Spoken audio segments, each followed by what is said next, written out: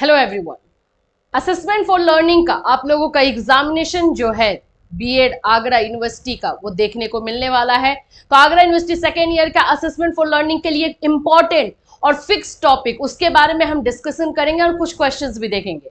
आज मैं आप लोगों को इस वीडियो में, आप एग्जाम देने जा रहे हो असेसमेंट का, उससे पहले ये वीडियो देखना बहुत जरूरी है टॉपिक के लिए कि ये टॉपिक से कंफर्म क्वेश्चन रहने वाला है और साथ साथ में क्वेश्चंस के लिए ये पीडीएफ, फ्री पीडीएफ आप लोगों को मिल जाएगा टेलीग्राम पे, तो टेलीग्राम जरूर ज्वाइन कर लेना। ये आप लोगों को क्वेश्चन बहुत इंपॉर्टेंट होने वाला है असेसमेंट फॉर लर्निंग का, इससे एग्जामिनेशन में क्वेश्चन रहेंगे ही रहेंगे, ये एकदम मान लो, क्योंकि ये कंफर्म टॉपिक रहते हैं, ये टॉपिक कभी भी स्किप नहीं होता है। तो चलिए स्टार्ट करें। उससे पहले फ्रेंड्स, चैनल पर पहली बार विजिट कर रहे हो तो चैनल को सब्सक्राइब कर लेना, बेल आइकन को हिट कर देना, जिससे जब भी कोई अपडेट आगरा यूनिवर्सिटी या बीएड से रिलेटेड आप लोगों को दी जाए तो इमीडिएट इन्फॉर्मेशन आप तक पहुंचे। अगर आप लोगों को अगर तैयारी करने में, Agra university B Ed first year second year की प्रिपरेशन करने में कोई प्रॉब्लम हो रही है तो कहीं और कुछ भी दिक्कत नहीं है, सिर्फ आप ऐप पर जाइए, कैटलिस्ट सोनी ऐप पर, वहां पर सब कुछ आपको दिखाई दे देगा। जो चीज आपको लेना है, एमसीक्यू नोट्स लेना है आपको, जो है डिस्क्रिप्टिव नोट्स लेना है, कंबाइंड लेना है, डिस्क्रिप्टिव और एमसीक्यू दोनों लेना है, पेडागोजी का लेना है, जिसका लेना है वो सभी चीजें आपको अवेलेबल है। चलिए, सभी से पहले हम लोग अभी पहले तो क्वेश्चन में करवाऊं, उससे पहले मैं कुछ टॉपिक्स बता दूं। असेसमेंट फॉर लर्निंग में जो टॉपिक्स है, ब्लूम टेक्सोनॉमी कंफर्म है। अब एक दो क्वेश्चन ब्लूम टेक्सोनॉमी से नहीं रहता है, 8 से 10 क्वेश्चन ब्लूम टेक्सोनॉमी से रहते हैं, तो वो कंफर्म मानो। दूसरा टॉपिक एनसीएफ है, वो आप लोगों को कंफर्म रहेगा। आरटीई एक्ट है, कंफर्म टॉपिक है। अब इन तीनों के अलावा जो है आप लोगों का जो सिलेबस है, असेसमेंट है, फॉर्मेटिव है, फॉर्मेटिव और समेटिव असेसमेंट है, सीसीई है, कंटिन्यूअस कॉम्प्रिहेंसिव इवैल्यूएशन है, इन सभी टॉपिक से भी क्वेश्चन रहेगा। तो आज कुछ टॉपिक्स और उसके क्वेश्चंस हम देखेंगे, आपको मैं बताऊंगी क्या क्या इसके आंसर हो सकते हैं, कैसे करना है, ये सारी चीजें। चलो, सबसे पहले अगर आप देखोगे तो अब पहला जो आप लोगों को क्वेश्चन दिखाई देगा वो ब्लूम टेक्सोनॉमी से ही है। पहले हम लोगों ने 10 क्वेश्चन ब्लूम टेक्सोनॉमी को लेकर के रखा हुआ है। यहां पर स्क्रीन पर आपको दिखाई दे रहा है क्वेश्चन की शैक्षिक उद्देश्यों का वर्गीकरण निम्न वर्ष में प्रस्तुत किया गया था। बहुत इंपॉर्टेंट क्वेश्चन, बहुत बार पूछा गया है। तो एजुकेशनल ऑब्जेक्टिव ब्लूम टेक्सोनॉमी से है, ये कब किया गया था? तो 1956 में किया गया था, 1956 में। और ये भी याद रखना, ब्लूम टेक्सोनॉमी जो है 3 पार्ट में डिवाइड किया गया है, ठीक है? ये बिल्कुल क्वेश्चन कंफर्म मान के चलो कि रहेगा। 3 पार्ट में डिवाइड किया गया है। पहला पार्ट आप लोग का कॉग्निटिव है, जिसको कि हम संज्ञानात्मक बोलते हैं, संज्ञानात्मक। और दूसरा हमारा भावात्मक होगा, जिसको कि हम अफेक्टिव बोलते हैं, यस, भावात्मक, अफेक्टिव बोलते हैं। एंड थर्ड हमारा साइकोमोटर होता है। ये 3 पार्ट में डिवाइड किया गया है, साइकोमोटर या फिर आप इसको जो है मनोशारीरिक बोल सकते हो। तो ये सारी चीजें जो हैं आप लोगों के 3 पार्ट में डिवाइडेड है। अब ये तीनों पार्ट को अलग अलग मनोवैज्ञानिकों के द्वारा जो है इनको जन्म दिया गया है। जैसे कॉग्निटिव का है तो ये ब्लूम ने ही दिया है 1956 में। भावात्मक का अगर है तो ये आपका क्रेथवाल और मारिया का है 1964 में। और साइकोमोटर है तो ये सिम्पसन है 1969 में। ईयर वाइज बिल्कुल याद रखना है आपको, ठीक है? तो ये तो एक क्वेश्चन हुआ जिसमें मैंने आपको 3 क्वेश्चन बता दिए कि इससे रिलेटेड 3 क्वेश्चन आ सकता है। देखो क्वेश्चन आगे है ही, संज्ञानात्मक क्षेत्र के उद्देश्य का वर्गीकरण किसने प्रस्तुत किया? संज्ञानात्मक यानी कॉग्निटिव, जिसके बारे में मैंने अभी बताया, Simpson, spinner, Benjamin S Bloom. तो ऑफकोर्स ब्लूम ने किया है, और कब किया है डेट भी याद रख लेना, 1956 में, ठीक है? अब तीनों पार्ट से रिलेटेड क्वेश्चन आप लोगों को घुमा फिरा कर रहता है। निम्नलिखित में से कौन सा प्रश्न विश्लेषण व मूल्यांकन जैसे उच्चतर संज्ञानात्मक कौशल का आकलन करेगा, मतलब आपका एनालिसिस और इवैल्यूएशन करेगा? इस तरह के क्वेश्चन ज्यादातर सीटेट में पूछे जाते हैं, लेकिन 1-2 क्वेश्चन हो सकता है कि आगरा यूनिवर्सिटी में टफ रहे, इसकी वजह से ये हम लोगों ने डाला है। तो यहाँ पर आप लोग के अपने क्षेत्र में आप निजी और सार्वजनिक स्वास्थ्य सेवाओं के बीच क्या अंतर पाते हैं? अंतर आप करेंगे कि प्राइवेट एंड आपका जो है गवर्नमेंट में क्या डिफरेंस है वो, या नागरिक अधिकार अधिनियम को प्रस्तावित करेंगे, या भारत में कितने राज्य हैं, या विधानसभा। डेफिनेटली हम लोग डिफरेंशिएशन करेंगे, एनालिसिस करने की बात हो रही है, विश्लेषण की। तो हमारा आंसर हो जाएगा 1 नंबर, ठीक है? नेक्स्ट क्वेश्चन देखते हैं। विकास के किस क्षेत्र का संबंध बौद्धिक सामर्थ्य जैसे कि ध्यान, स्मृति, समस्या समाधान, कल्पना, रचना करने से है? तो अब ये सारी चीजें मानसिक है यानी मेंटल है, तो ये हमारा कौन सा आ जाएगा, संज्ञानात्मक आ जाएगा। सिंपल एकदम। समझ, एक बार अगर टेक्सोनॉमी को समझ गए हो तो फिर आपको दिक्कत नहीं होगी, आप इजिली उसको जो है इसका आंसर करते चलोगे। निम्न में से कौन सा कौशल उच्च श्रेणी चिंतन नहीं है, which of the following is not a higher order thinking. देखो इसको मैं थोड़ा सा आपको समझा दूं, ये जो ब्लूम टेक्सोनॉमी का संज्ञानात्मक यानी कॉग्निटिव डोमेन है, ये पूरा जो है 6 पार्ट में है। कितने इसके लेवल हैं, स्टेजेस है, 6 है, ठीक है, 1, 2 और 3। तो ये जो 3 है, 3 इसमें निम्न है, ये जो 3 है ये आपका निम्न है, और बाकी जो 3 है उसको उच्च स्तर में काउंट किया जाता है। ये बाकी उच्च स्तर का है यानी हायर का है, और इसको निम्न में किया जाता है। तो यहाँ पे क्वेश्चन पूछ रहा है कि कौन सा इसमें से उच्च का नहीं है, तो ये आपका हो जाएगा प्रत्यास्मरण यानी रिकॉल। ये क्रिएशन, इवैल्यूएशन, एनालिसिस, ये तीनों में आते हैं। और नीचे में आप लोगों का आ जाता है नॉलेज यानी कि ज्ञान, फिर उसके बाद से अंडरस्टैंडिंग ये, और यहाँ पर आप लोगों का आ जाता है अप्लाई यानी एप्लीकेशन। ये 3 जो है निम्न स्तर में आते हैं और बाकी 3 उच्च में आते हैं। तो इस तरह का क्वेश्चन आपका रह सकता है। तो आंसर 4 नंबर। ब्लूम की टेक्सोनॉमी की पदानुक्रमिक व्यवस्था यानी कि हायरिकल, पूरा लाइन से, ठीक है, is a hierarchical organisation of संज्ञानात्मक उद्देश्य, कॉग्निटिव ऑब्जेक्टिव, अचीवमेंट गोल्स, पाठ्यचर्या संबंधी घोषणा, पठन कौशल। जाहिर सी बात है कि संज्ञानात्मक उद्देश्य में है, कॉग्निटिव में है, तो ए नंबर हो गया। नेक्स्ट 7, इस इकाई के पूर्ण होने पर शिक्षार्थी कहानी की मुख्य घटनाओं को व्याकरण शुद्ध रूप में संक्षिप्त कर सकेंगे। यह किस ज्ञानात्मक उद्देश्य है? देखो कॉग्निटिव डेवलपमेंट से ही रिलेटेड ये क्वेश्चन है, संज्ञानात्मक विकास से है। अगर बच्चा उसको समझ लेगा तो इसमें से जो है कौन सी चीजें बच्चा करेगा, यही आप लोगों को जो है पूछ रहा है। सिंपल है। तो अगर इस इकाई के पूर्ण होने पर शिक्षार्थी कहानी की मुख्य घटनाओं को व्याकरण शुद्ध रूप में संक्षिप्त कर सकेगा, यह कौन सा ज्ञानात्मक होगा? आपका आ गया मूल्यांकन, कॉम्प्रिहेंशन, ज्ञान का प्रयोग या संश्लेषण। तो बच्चा कब उसको समराइज कर पाएगा, उसको छोटा अपने तरीके से कर पाएगा? जब वो समझ लेगा। तो मैंने आप लोग को ऑलरेडी हिंट दे दिया था समझाने के टाइम में, तो आंसर इसका 2 नंबर हो जाएगा। व्यवहार का करना पक्ष डैश में आता है, द डूइंग एस्पेक्ट ऑफ, सीखने के गति यानी कॉग्निटिव क्षेत्र में करना है, ठीक है, और सीखने के मनोवैज्ञानिक क्षेत्र में, सीखने के संज्ञानात्मक क्षेत्र में, या सीखने के भावात्मक क्षेत्र में। सबसे पहले तो बात याद रखना, करना, डूइंग। साइकोमोटर जो हमारा है, जिसको सिम्पसन ने 1969 में किया है, उसका इन्वेंशन किया है, साइकोमोटर में है कि फिजिकल एक्टिविटी आपका रहेगा, फिजिकल एक्टिव होकर के जो है चीजों को आप करोगे या सीखोगे, ठीक है। तो इसमें जो पूछ रहा है कि द डूइंग एस्पेक्ट जो है किस में आएगा, तो जाहिर सी बात है कि आपका कॉग्निटिव में आ जाएगा, 1 नंबर में जो है ये आ जाएगा, ठीक है। एकदम क्वेश्चन को समझते हुए अगर करोगे तो प्रॉब्लम नहीं होगी। अगर नहीं समझोगे कि भाई साइकोमोटर क्या है, संज्ञानात्मक क्या है, भावात्मक क्या है, तो फिर प्रॉब्लम है। एक छात्र अपने साथी समूह के प्रति अपने व्यवहार में आक्रामक है और विद्यालय के नियमों का पालन नहीं करता, तो उसको कहां पे हेल्प मिला? अब अग्रेसिव है, नेचर उसका अग्रेसिव हो गया, तो उसको किस में हेल्प की जरूरत है? इमोशन है ये, है ना। तो इमोशन वाली चीजें किस में आ जाएगी? भावना में, फीलिंग्स में। तो यहाँ पे देखो फीलिंग वाला कौन सा है? अफेक्टिव डोमेन, ये 4 number. Simple.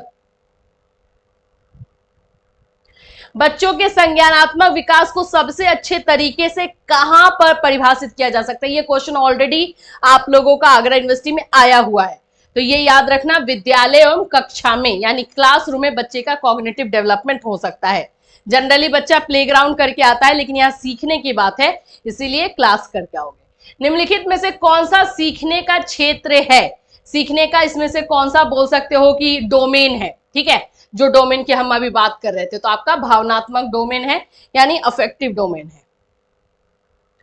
What are 3 domains of Bloom taxonomy? Bloom taxonomy का कौन सा 3 डोमेन है? अभी मैंने बता ही दिया है, जहां पे वो तीनों मिलेगा वहां पे टिक कर देना। आपका आंसर हो जाएगा C नंबर, है ना, संज्ञानात्मक, भावात्मक और साइकोमोटर। इस Bloom's lesson plan based, Bloom की पाठ योजना प्रस्तुतिकरण पर डिपेंड करेगी, विषय वस्तु पर, उद्देश्य पे। तो आपको भी पता है कि ब्लूम टेक्सोनॉमी डिपेंड करेगा उद्देश्य पे, क्योंकि ये ऑब्जेक्टिव को जो है डिफाइन कर रहा है। अब यहाँ पे आपको एनसीएफ से क्वेश्चन रहेगा। मैंने बताया ना, Bloom taxonomy, NCF, RT act, ये कंफर्म टॉपिक्स है, ये सब आप लोग को बिल्कुल कर लेना है। तो ब्लूम टेक्सोनॉमी वाला क्वेश्चन समझ में आया है? नहीं आया, एक दो बार और रिपीट कर लेना, ठीक। अब यहाँ पर नेशनल करिकुलम फ्रेमवर्क से देखो पहला क्वेश्चन पूछ रहा है, राष्ट्रीय पाठ्यचर्या की रूपरेखा 2005 का उत्तरण निम्न में से किससे हुआ है, किससे लिया गया? मैंने इतनी बार ये क्वेश्चन करवा दिया है, सभ्यता और प्रगति, और इसके जो राइटर थे वो थे हमारे रविंद्रनाथ टैगोर। रविंद्रनाथ टैगोर, तो याद रखना है रविंद्रनाथ टैगोर के रचना से ली गई है, और उस रचना का नाम सभ्यता और प्रगति वहां से उठाया गया, एकदम ये याद रखना है, ठीक है। यहां पर आप लोगों को क्वेश्चन नंबर 2,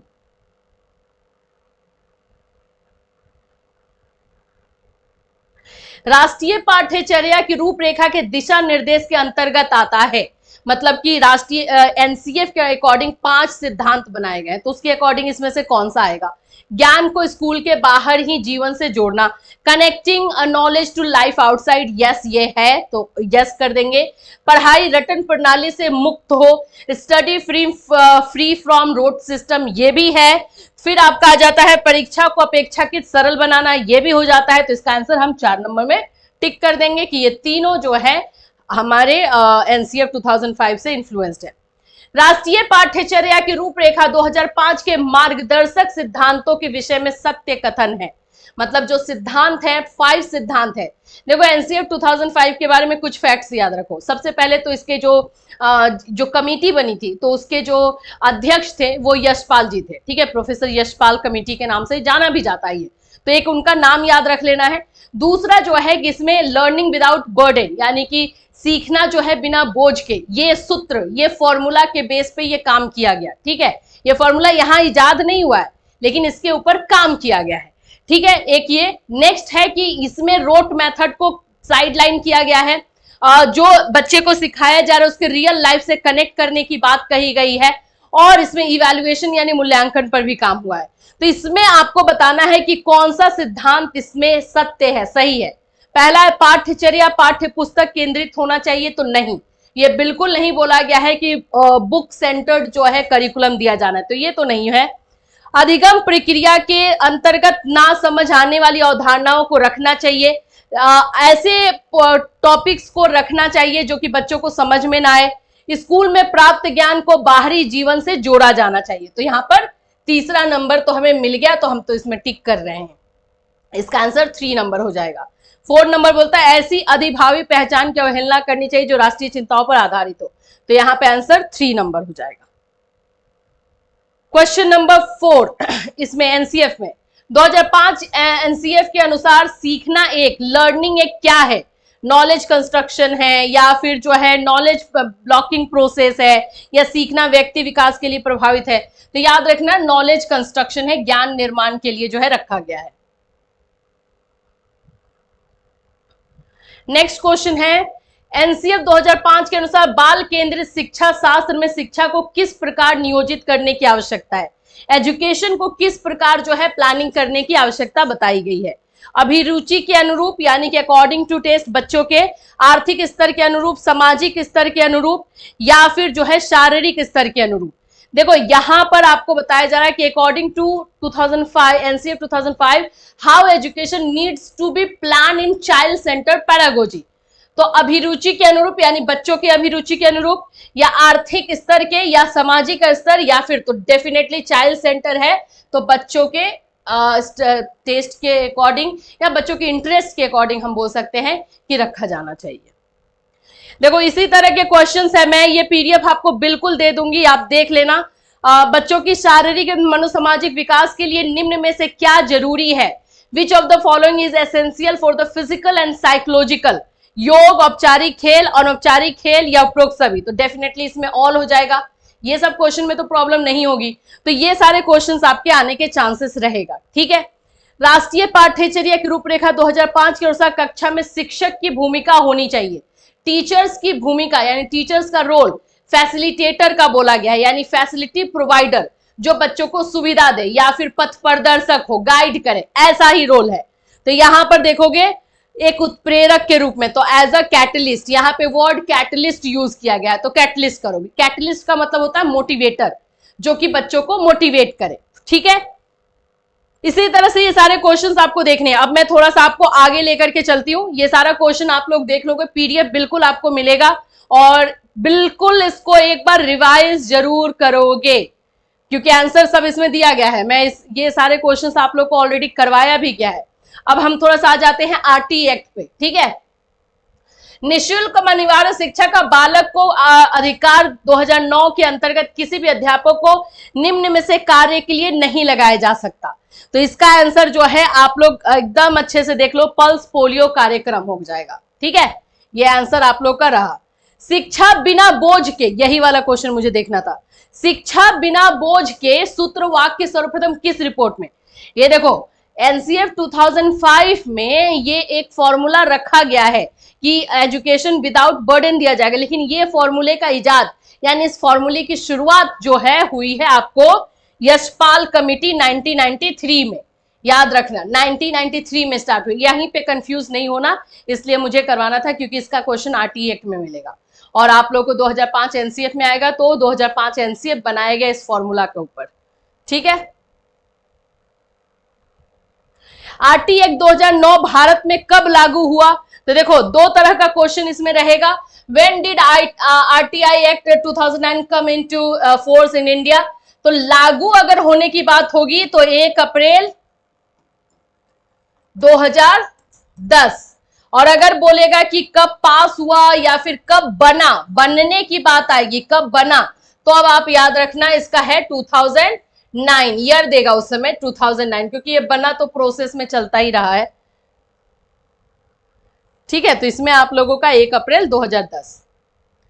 आरटी एक्ट 2009 में कितने अध्याय और धाराएं हैं? ये तो आप लोग का यहाँ पे 7 अध्याय, 38 धाराएं और 1 अनुसूची है। ये क्वेश्चन भी पूछ सकता है, तो ये सारे क्वेश्चंस आपको रखने हैं, ये भी देख लो, इसको भी आप लोग देख लेना है। और अब मैं थोड़ा सा आप लोग को असेसमेंट वाले क्वेश्चन में लेकर के चल रही हूं, वहां पर भी देख लेना है। क्वेश्चंस बहुत इंपॉर्टेंट सेट किए गए, स्पेशली आप लोगों के टॉपिक के अकॉर्डिंग बनाया गया है। अब ये आप लोग पढ़ लोगे तो समझ में ज्यादा अच्छे से आ जाएगा। मुझे यहाँ पे वीडियो लंबा करने का कोई मतलब नहीं है, क्योंकि अभी आप लोग का टाइम सेव करना है, बस ये मैं बता रही हूँ कि ये पीडीएफ इंपॉर्टेंट क्यों है। चलिए यहां पर है आंकड़ों के संकलन या विश्लेषण के क्रमबद्ध प्रक्रिया जिसमें निर्णय लिए जाते हैं कहलाता है।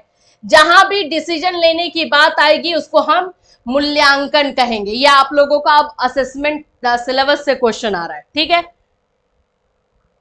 नेक्स्ट आप लोग का आ जाएगा आकलन मूल्यांकन की प्रक्रिया है। आकलन assessment is the process of evaluation, ये आ जाएगा शॉर्ट, यानी आकलन यानी assessment is a shortened form of evaluation, ठीक है। बी, ये आप लोग का असेसमेंट का ये जो है पूरी तरीके से सेंटेंस वाला रहेगा। स्टेटमेंट वाले क्वेश्चन थोड़ा सा देख लेना, मे बी मैच कर जाए, लड़ जाए। स्टेटमेंट वाले क्वेश्चन में मैं मे भी बोलूंगी, लेकिन बाकी सारे क्वेश्चंस में चांसेस बिल्कुल है। तो ये इरविन का है। आकलन का प्रकार है तो ये ऑल में आ जाएगा, ठीक है। ये मैंने करवाया है वैसे एक वीडियो, इसी की वजह से मैं इसको जल्दी जल्दी ले जा रही हूँ कि अभी 2 से 3 दिन पहले अगर आप जाके देखोगे तो ये सारे क्वेश्चंस मैंने करवाए हैं, इंपॉर्टेंट था तभी करवाए थे। और अभी कंबाइंड आपको एक जगह पे मैं सारी चीजें दे रही हूँ ताकि आप यहां से भी कर लो। जहां समझाने वाली चीजें रहेंगी वहां पे मैं बिल्कुल आपको रुकवाऊंगी। ये स्टेटमेंट वाला क्वेश्चन है। मापन की भूमिका है, ठीक है। तो ऑफकोर्स मापन यानी मेजरमेंट जो है होता है संख्या में बताना। देखो एक चीज थोड़ा सा यहाँ पे मैं आपको समझा देती हूँ। हमारा जो 3 रहेगा, एक हमारा रहेगा मूल्यांकन, ठीक है, और दूसरा हमारा रहेगा आकलन, ठीक, और तीसरा हमारा रहता है मापन। ये 3 है। तो ये बात याद रखना कि ये मापन जो है ये सिर्फ नंबर्स में जो है रिजल्ट देता है, इसका काम है नंबर्स, इसीलिए इसको परिमाणात्मक बोलते हैं, यानी कि क्वांटिटेटिव बोलते हैं इसको। मापन हमेशा क्वांटिटेटिव होता है, क्वांटिटेटिव, ठीक है। और आकलन जो है एनालिसिस करता है, विश्लेषण करता है, फिर उसके बाद जो प्रॉब्लम होते हैं उसका सॉल्यूशन निकालता है। एनालिसिस करने का इसका प्रॉब्लम ये है, काम है, इसीलिए ये गुणात्मक होता है। इसको हम क्वालिटेटिव बोलते हैं, क्वालिटेटिव। इसको क्या बोलते हैं हिंदी में भाई? गुणात्मक। ठीक है। और हमारा जो मापन है, मूल्यांकन है, क्योंकि ये दोनों इसी के पार्ट है, तो मूल्यांकन यहां पर दोनों हो जाता है। यानी आप लोगों का जो है क्या बोलते हैं, क्वालिटेटिव एंड क्वांटिटेटिव दोनों। और इसका काम है डिसीजन लेना, उद्देश्य को देखना, ऑब्जेक्टिव्स देखना कि कितना ऑब्जेक्टिव्स हमने जो है सक्सेसफुली अचीव कर लिया है, कितना हम सक्सेस हुए, बच्चे कितना जो है लर्न कर पाए हैं, ये पहला हो गया। एंड जब ये पता चल जाता है कि बच्चे ने इतना लर्न किया है, उसके बाद उससे रिलेटेड डिसीजन लेना, फीडबैक देना, ये सब काम इवैल्यूएशन का रहेगा। आई होप समझ में आ रहा होगा, क्योंकि इंपॉर्टेंट है, उसके बाद फंसोगे तो दिक्कत है। ये सीसीई से क्वेश्चन रहेगा। ठीक है। कुछ क्वेश्चन देख लेते हैं। सतत और व्यापक मूल्यांकन का उद्देश्य मुख्य रूप से डैश को बढ़ावा देना है। किसको भाई? बच्चों के बीच प्रतियोगिता को बढ़ावा देगा सीसीई, या फिर बच्चों के बीच अकादमिक उत्कृष्टता को, या समावेशी शिक्षा को, या शिक्षकों के बीच प्रतिस्पर्धा को। तो सीसीई का काम है इंक्लूसिव एजुकेशन को बढ़ावा देना। क्या हो जाएगा? C number. सतत और व्यापक मूल्यांकन का उद्देश्य डैश का मूल्यांकन है। Continuous and comprehensive education aims to evaluate the, केवल बच्चों का ज्ञान, सिर्फ बच्चों के ज्ञान को इवैल्यूएट करने का काम है, केवल बच्चों का तर्क यानी the reasoning of a child only, या केवल बच्चों की समझ या बच्चों के विकास के सभी पहलू। तो इसका आंसर डी नंबर हो जाएगा, all aspects of development of a child.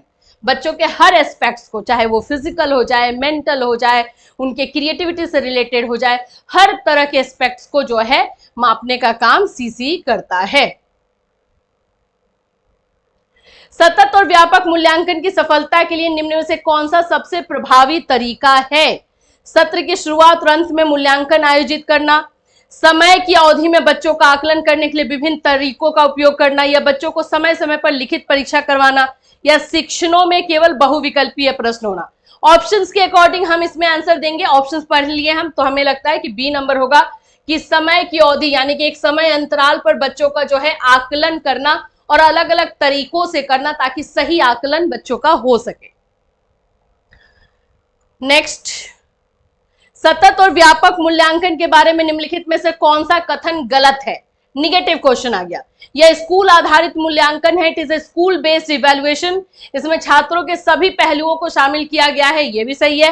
नैदानिक मूल्यांकन इसमें शामिल नहीं है बोल रहा है, या इसके लिए औपचारिक और अनौपचारिक दोनों तकनीकों का उपयोग होता है। तो ये जो बोल रहा है कि नैदानिक मूल्यांकन इसमें शामिल नहीं है, यही गलत है, क्योंकि हमें गलत स्टेटमेंट फाइंड करना था। तो इसका आंसर सी नंबर हो जाएगा।